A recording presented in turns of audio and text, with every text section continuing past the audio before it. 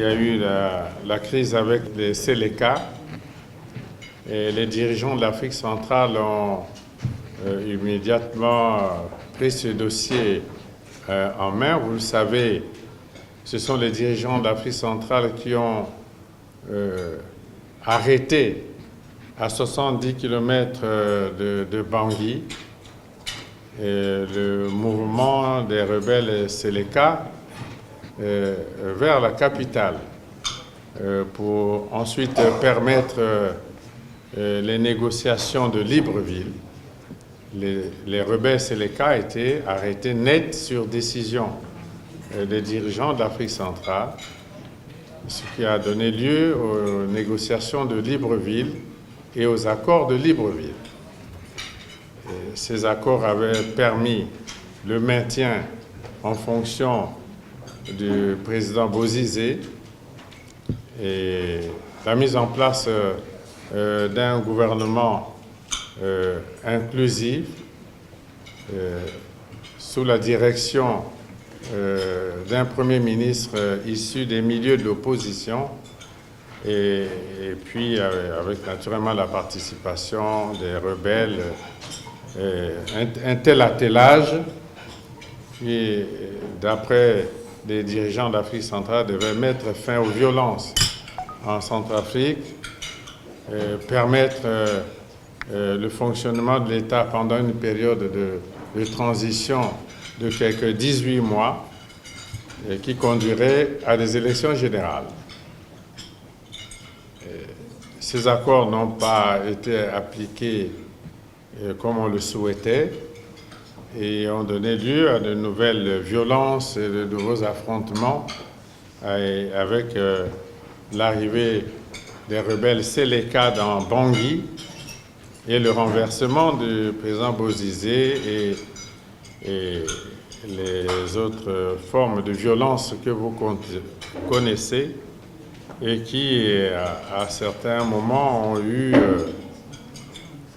des allures confessionnelles, conflits véritablement confessionnels. Lors d'une visite de travail ici au mois d'avril de cette année, j'avais fait état de cette situation au président Hollande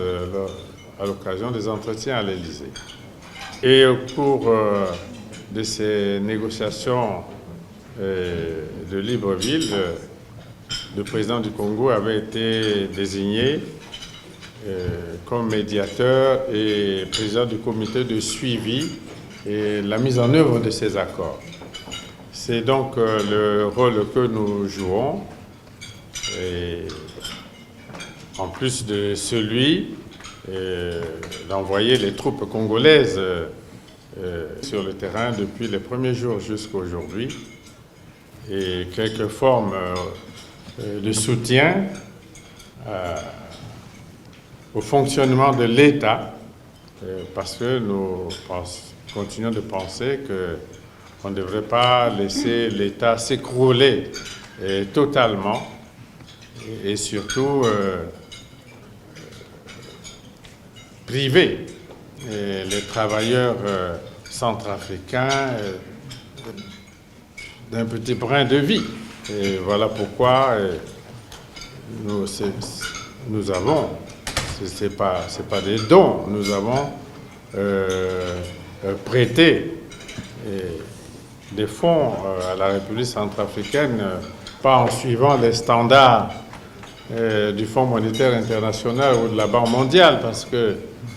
si ces standards étaient suivis, j'imagine qu'aucun pays au monde ne prêterait aujourd'hui à la République centrafricaine. Donc, nous pensons qu'il faut rétablir la sécurité, la paix sur toute l'étendue du territoire de la République centrafricaine et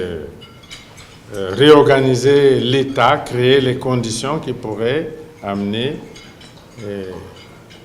les Centrafricains à se prononcer sur le choix de leurs dirigeants et en toute